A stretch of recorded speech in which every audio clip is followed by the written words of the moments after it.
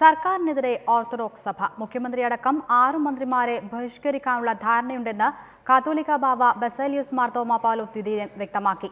എങ്ങനെയും ഭരണം നിലനിർത്താനാണ് ഉമ്മൻചാണ്ടിയുടെ ശ്രമം. തർക്കമുള്ള ഇടങ്ങളിൽ ഒരു വിഭാഗത്തെ പ്രകോപിപ്പിക്കാനാണ് സർക്കാർ ശ്രമിക്കുന്നത് എന്നും കാത്തോലിക്ക ബാവ പറഞ്ഞു. ഓർത്തഡോക്സ് സഭയോട് സംസ്ഥാന സർക്കാർ സ്വീകരിക്കുന്ന നിലപാടുകളോടുള്ള അതൃപ്തിയാണ് കാതോലിക്ക ബാവയിൽ നിന്നും ഉണ്ടായത്.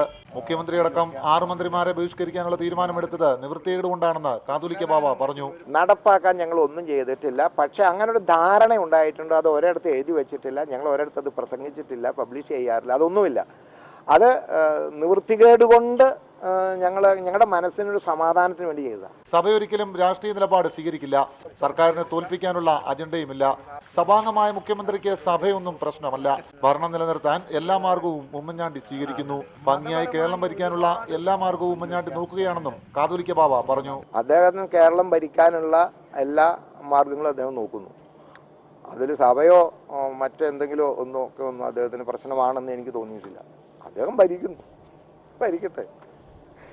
ഞങ്ങൾ അദ്ദേഹത്തെ കണ്ടുകൊണ്ടൊന്നുമല്ല, അല്ലെങ്കിൽ വേറെ ഭരണകൂടത്തിന്റെ ശൈലിയിലോ. അങ്ങനെയാണ് ഇപ്പോൾ ഈ ഓറിയന്റൽ ഓർത്തഡോക്സ് സഭകളിലൊക്കെ ഭരണകൂടം പറഞ്ഞാൽ കേട്ടാൽ പോരെ. ജുഡീഷ്യറിയെ മാനിച്ചുകൊണ്ടുള്ള പ്രശ്നപരിഹാരത്തിന് മാത്രമേ ഓർത്തഡോക്സ് സഭയുള്ളൂ.